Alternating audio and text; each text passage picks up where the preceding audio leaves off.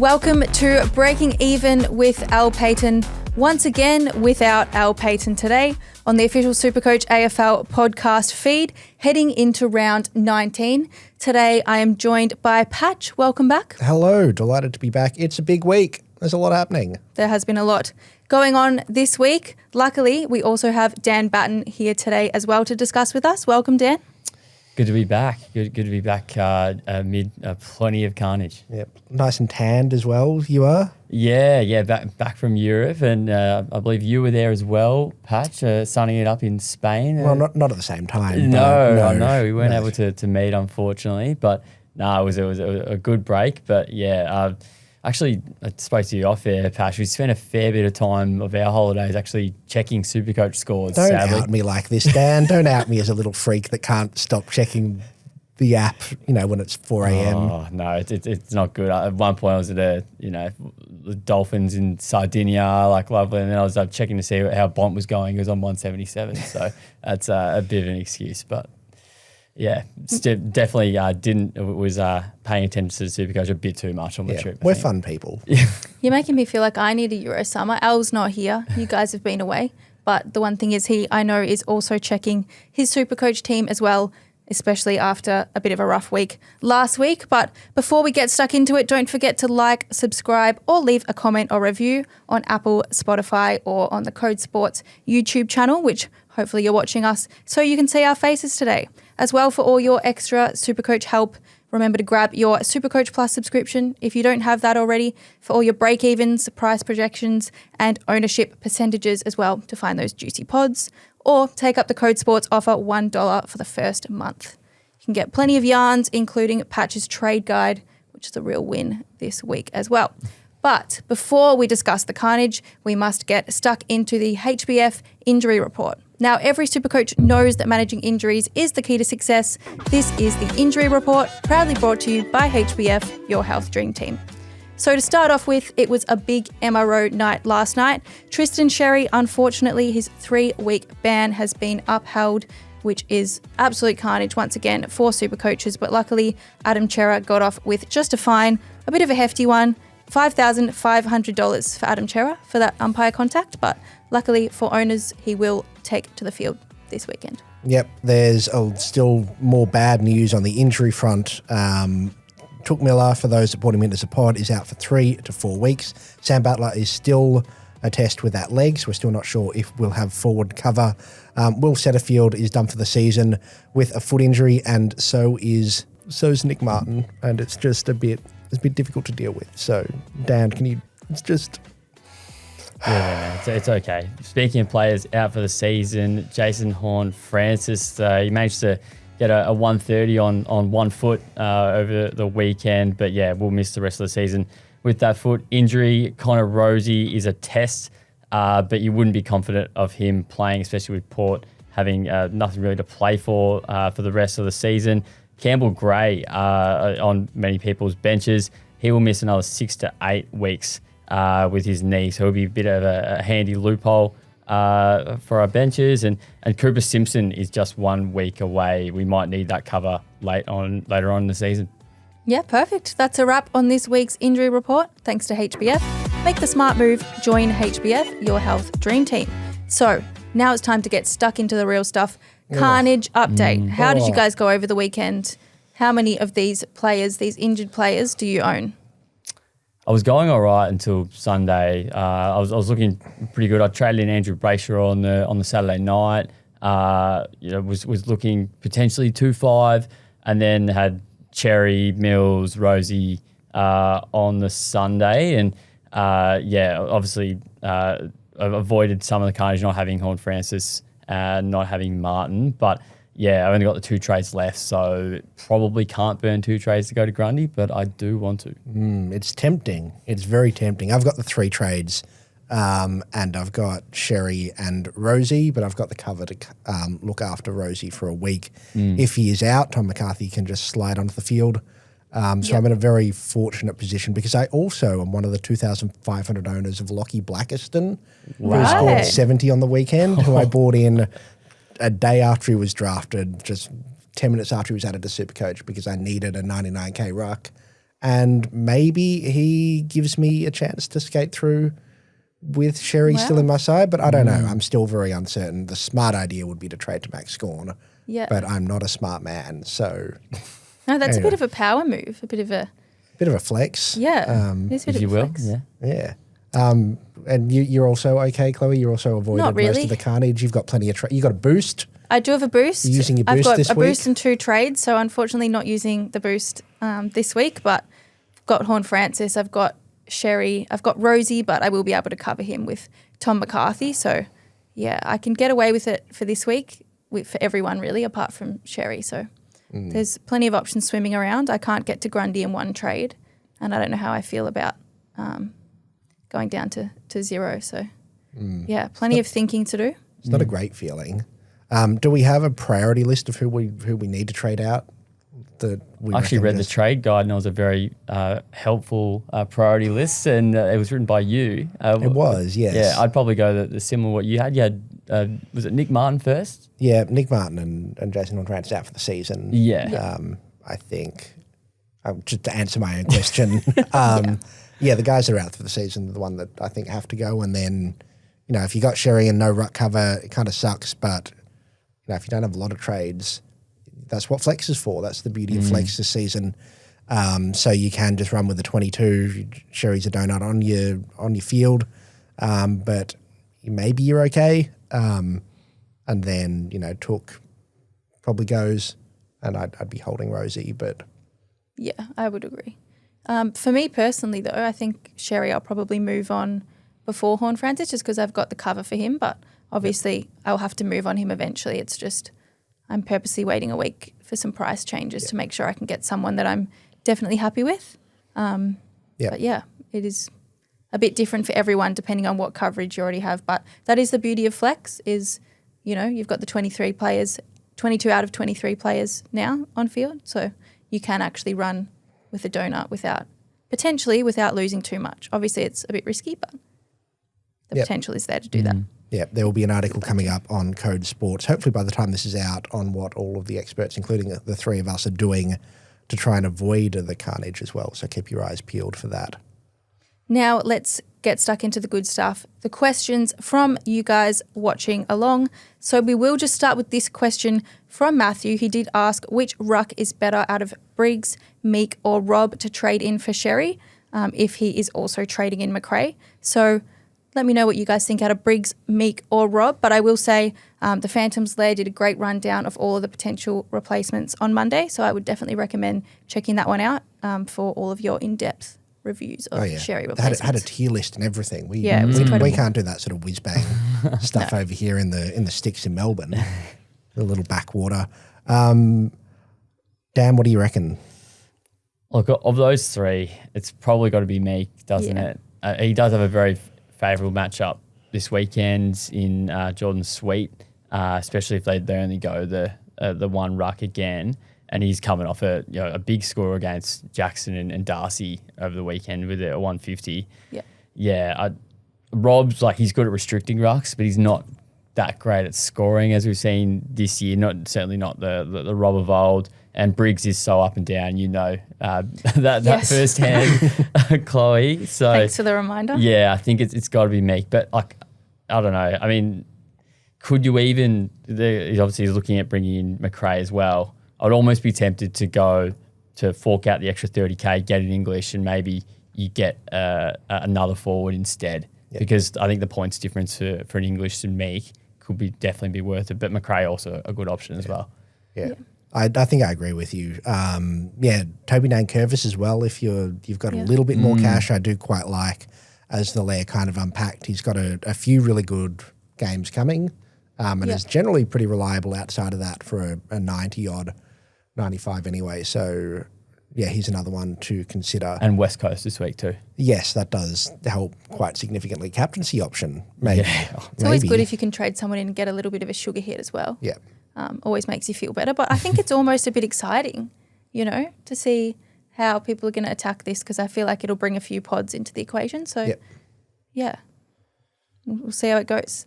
The main question for today, though, is who are we bringing in to replace Nick Martin and Jason Horne-Francis? Our first question for this segment today is from Ricky. He says, Sam Darcy or Matt Kennedy to replace Martin, and then Ed Richards or Andy Brayshaw to replace Took. So it's a bit of a, not really Horne-Francis, but what do we think of those options? Sam Darcy or Matt Kennedy, or Ed Richards or Andy Brayshaw are the options that we've got in front of us. I'm a big Ed Richards fan. Yeah. The one that got away in terms of guys I wanted to bring in about 8 times this year and just couldn't get it happening. Yeah. Brayshaw's great. I don't think you'll be too upset with either of them. I'm probably picking Richards. So I think he's neat. I think he's pretty cool, and I think generally in the midfield you'd kind of want to just pick the best guy you can, just the guy that's averaging the most, that's, you know, looking the best. If you don't have a Bont and you've got enough cash for a Bont or a Butters or whatever, go to them. But otherwise, I think Richards is great. Yeah, it's an interesting one. I tossed this up last week and essentially left the decision too late, and then was sort of forced to get Brayshaw. But yeah, it's like, I think Richards is the one that if you want to rise up the ranks or, you know, potentially, you know, win your league, he's the guy that not many people would own. So I think he's the one. But if you do want to play it safe, then it is probably a Brayshaw. But yeah, I do really like Richards as a play. Like, he had about 8 disposals in the first half and was at one point in the first half, and he was already past 50 because he's kicking goals, score involvements, everything like that. Well, is he the leading score assist for the year or goal assist player for the year? I think something like that. So damaging. Yeah. So 6% of teams too. And doesn't get the tag too much. It is a little bit of a risk, but I guess so is Brayshaw as well. Yep. And Brayshaw has had a little bit of a form slump despite that 120 over the weekend. He has a little bit of a drop since the start of the year. So I'd probably go Richards over Brayshaw of those two. Sam Darcy or Matt Kennedy is interesting. I'd almost be willing to bet against Sam Darcy, considering even he's kicking 4 goals and scoring 70, whereas Matt Kennedy, you know, he did drop a 20 over the weekend. You'd want to assess that role a bit more, but at least he's probably going to be playing more midfield time. But yeah, if you have to pull the trigger this week, it's a difficult toss up. But yeah. Well, as the nation's foremost Matt Kennedy expert, Chloe, what do you think? That is the 27 an aberration? Can you trust it? Do you wait a week if you've got like a Horne-Francis and get him even cheaper? Yeah, that's what I was alluding to actually earlier on, is that I'm just waiting because obviously there was that low score. I think his break-even's about 152, so obviously it's a bit weird to just hold Horne-Francis on my bench, but his price won't move. Matt Kennedy should drop regardless of what he scores this weekend, and then hopefully the stars will align and I can grab him. I was weighing up Sam Darcy or Matt Kennedy a bit earlier on a few weeks ago, and I did end up with Sam Darcy, and he started really hot. But I think overall probably, just in case he doesn't kick goals, I think Matt Kennedy's role is almost more reliable. I would have definitely said that before this week, but it was his lowest number of CBAs over the weekend. Hopefully, it is just an aberration, but you never know. But how many goals does Sam Darcy kick on your man, Lockie Blackiston, in round 20? He's 8 by half time. It might be worth it just for that. So. Yeah, exactly. It's that thing where, but you know, on the flip side, if he doesn't kick a bunch of goals and they double team him and then somebody else gets off, Aaron Norton kicks 7, then you feel a bit miffed. Then Matt Kennedy pushes forward. Yeah, he kicks a bag. Yeah. It's difficult considering that Darcy's almost been too good and has got too much attention and, is getting double teamed and it's just really hurting his score. But not an awful lot you can do. If you're looking for someone else, I kind of like Riley Thilthorpe. The matchups aren't incredible coming home, but he's, got wind in his sails. He's 462K, averaging 93, chasing a Coleman. Like, he's not out of the Coleman race by any stretch. The Crows are coming in red hot. They need that top 4 chance, and they're still only a game ahead. So I think he could be a fun ride home, and by fun I mean he could be the least fun player to own, and he could drop a 20. But what about your man Jeremy Cameron as well? We're not talking about Jeremy Cameron at this point in time. I won't be taking any questions on whether or not I traded him in or forgot to loophole him off the bench with Shea Bolton, please. Yeah, he had his lowest disposal count. Respect my privacy during this trying time, Mr. Batten. Since the 2021 prelim. Surely it couldn't get worse from here. I mean, they've got such a good run coming up. Don't you dare. Such a good run coming up. Like, don't genuinely, it would be like Zag you and everyone else is zigging to potentially get him this week. But again, it is a key forward. And Sam Darcy probably does look the safer option with 4 games at Marvel to come. So, yeah. That said, Jeremy Cameron, as you said, and as we've spoken about a few weeks in a row, Geelong's run is very good. They've got St Kilda this week, North Melbourne next week. Then they've got Essendon and Richmond in their last 3 games as well. So and wasn't on injury list either for the Cats. That doesn't mean much for Geelong. Yeah, that is true. He could miss the next 3. On paper, it all works, but that's pretty much SuperCoach in a nutshell, isn't it? Yeah. On paper, so. I also quite like Bailey Humphrey as a cheapie. Yeah. I know I'm kind of jumping the gun a little bit. That's okay. On the, some cheaper value options coming up, but I think Bailey Humphrey would took out, maybe sees a spike. I don't think it's the spikes to 130s, but he could average 90, 95. He could be fun. I don't know. Look, I thought the same when I brought him in earlier in the year that he went 60-60 and then I traded him out and he scored 150. So it is a bit of a roller coaster, but I think with that enhanced midfield minutes, he's definitely a pretty good option. Hopefully that's like that floor is lifted a little bit. Yeah, is my definitely. hope. I don't know this. I'm not guaranteeing it, but my hope would be that floor lifts a little bit. Yeah. I think based on the eye test, it probably has. And you know what? There's not too many weeks left in the year, so hopefully if you're looking at 60, 60, 150, hopefully it levels out and the percentage is a bit better. That's an average of 100. Oh, yeah, that's what I mean. Yeah, 103.3 or whatever. It sounds good. Quick maths on the fly. Yeah. It is quick maths. I guess the thing with him as well, he is a game breaker, a potential match winner in the future. So he's the sort of player that is going to want to own those big moments and, obviously can score quite quickly. We saw on the week, even the Gold Coast Collingwood game, just how, what a roller coaster that was, that scoring. So, I think he is a pretty good option. It might be a year too early potentially for him, but he's shown. If you've got no cash, 438, he's basically Jason Horne-Francis' price. Yeah. Can beggars be choosers? Let's find out. We will have a few more of those cheap options coming in just a minute, but we have a quick question from Nigel. Would you hold Horne-Francis and save your last trade if you have May and Shanahan on the bench as cover? And also, would you hold Xerri with only 1 trade left? I'd hold Xerri. I wouldn't hold Horne-Francis. Yeah. Horne-Francis won't be coming back. Xerri comes back. Yeah. Yep. It's a tough one. I think you probably back your gut in that situation if you want to hold, because potentially you might get another injury in a week or 2 of a player that's more expensive where you can get a better player. So if he's in, it's a bit of a, like, you're damned if you do, damned if you don't, right? Like if there could be no injury that comes and then you lose 120 points from it, or you hold off, and the opposite happens. So I think that it's just probably just back your gut in that situation. And it depends on your cover as well. Yeah. If you've got heaps of cover, then you're probably okay holding. He's got May and Shanahan on the bench. Yeah, so you could wait and see. So in terms of the order of games this week, you've got May on the Thursday.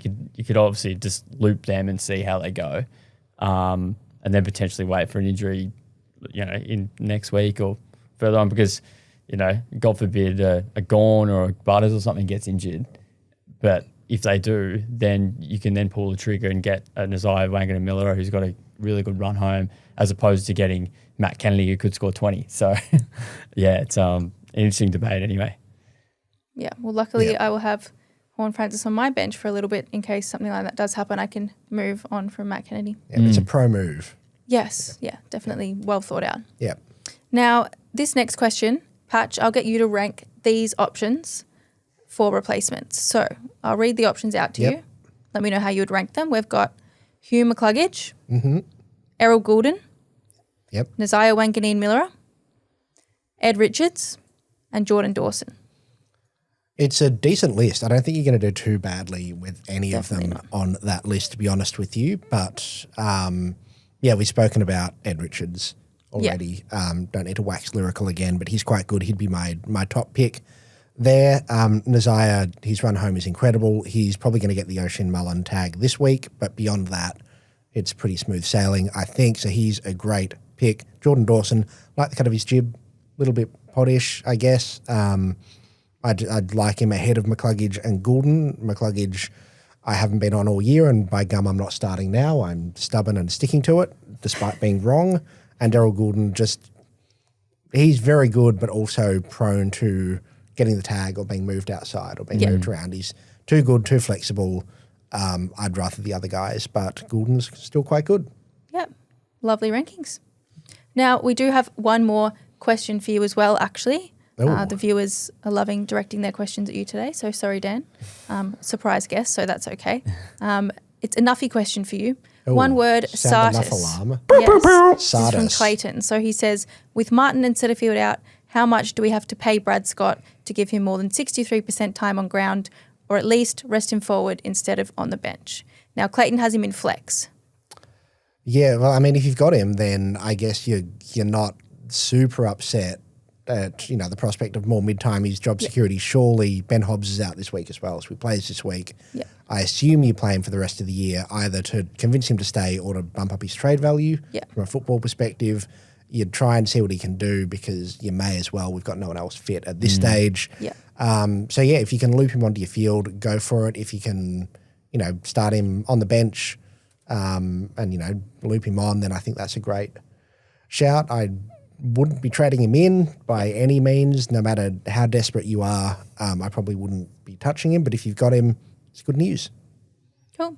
Now, in terms of cheap options, sub 450k or less, we have a bit of a speed run list here. So special mentions to Sam Banks and Max Hall, who are just slightly over the threshold, but could serve as good options on the run home. But we've got Bailey Humphrey, Jordan Ridley, Tyrell Dewar, Jack Martin, Job Shanahan, Taj Houghton, Archie Perkins and Cooper Harvey, all as potential options in the cheaper. Archie, what was that name again? Yes, I did quickly run over that one. Just glossing, sliding Archie Roberts. Archie Perkins. That's the wrong Archie. Archie Roberts is 425k. I did almost put him in there, but I thought you talked enough about him last week. We did talk about him last week. I won't gloss over, but Archie Perkins is not someone I'd be trading Fair in. enough.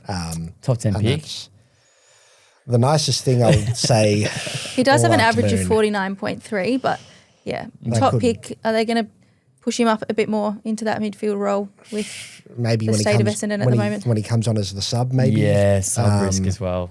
I know Dossie over in the Lair is looking very closely at him this week, I think Dossie is insane. But anyway, we'll move right along. I think most people think that anyway, so that's okay. Yes. Any other names on that list that are jumping out at you? Or yeah, I mean, Jack Martin, is probably a bit too expensive. But actually, I did consider getting Tyrell Dewar when he was at about 170k, and he seems to have that Ryan Marrick role now. Yeah, if obviously McCarthy as well, but there's going to be plenty of ball back there.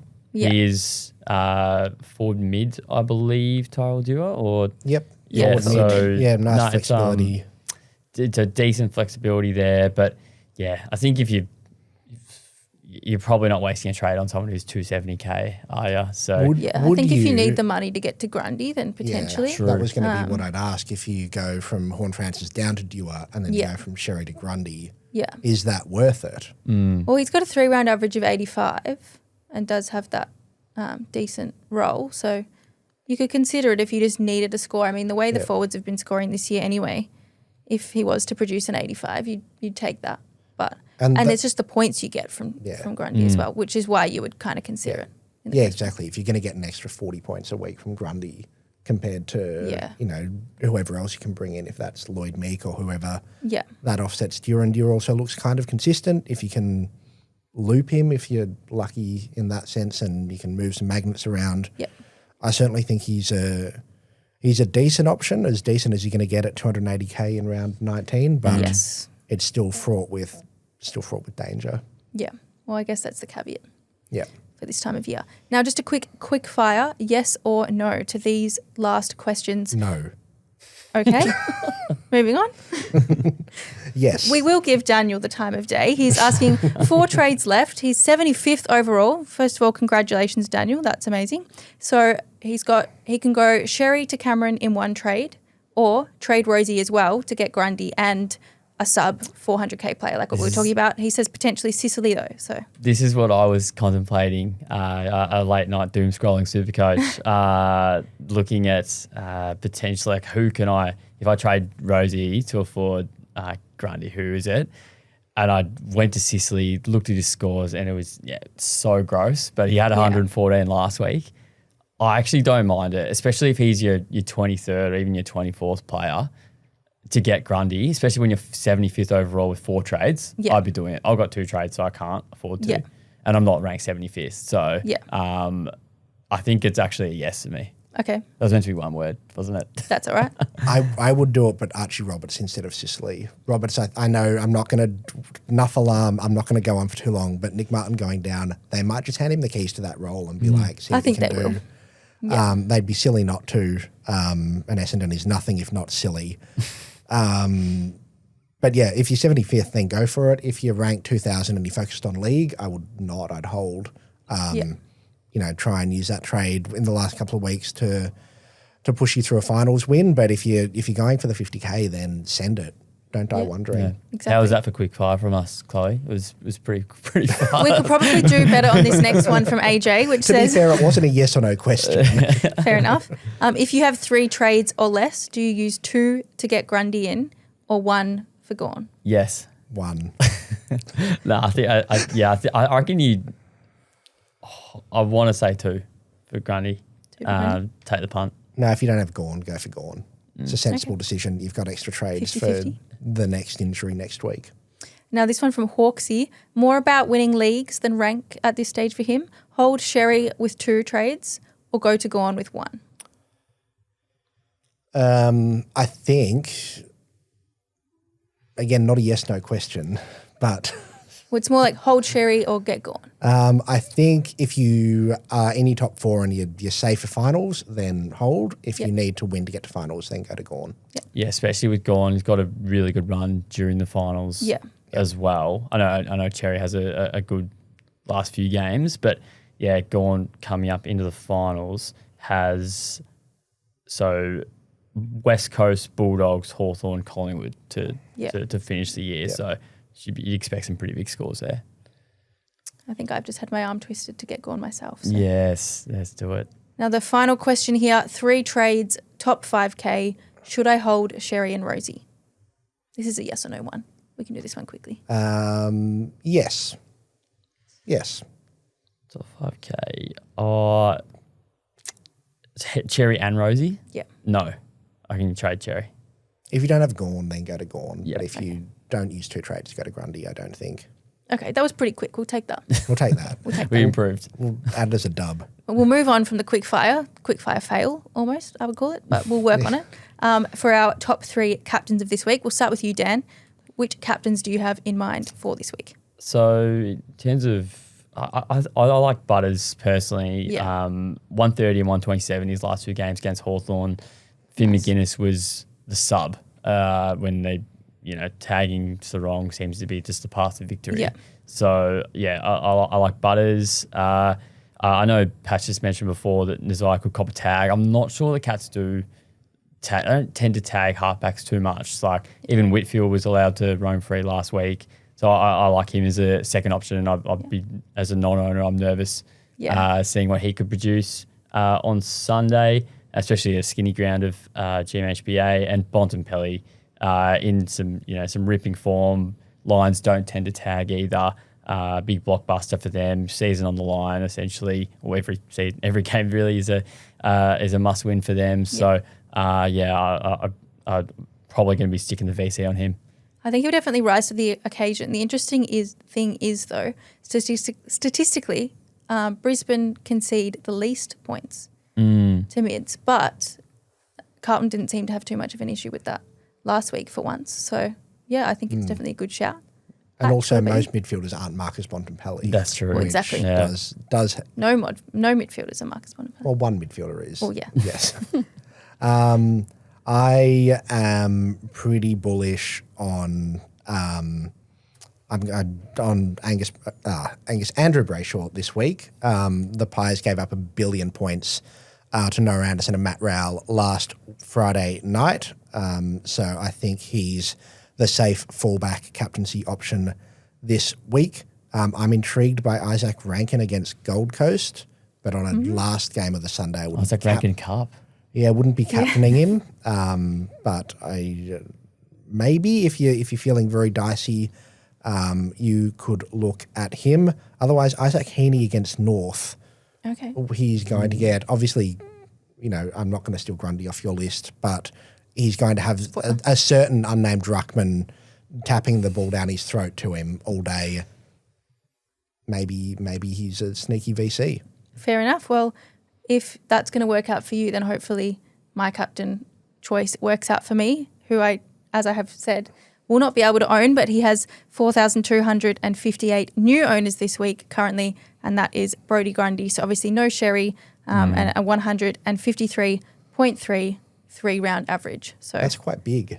It is quite big. Quite large. It is very big, kind of like Grundy himself. So I think that like he his is hair, like his beard.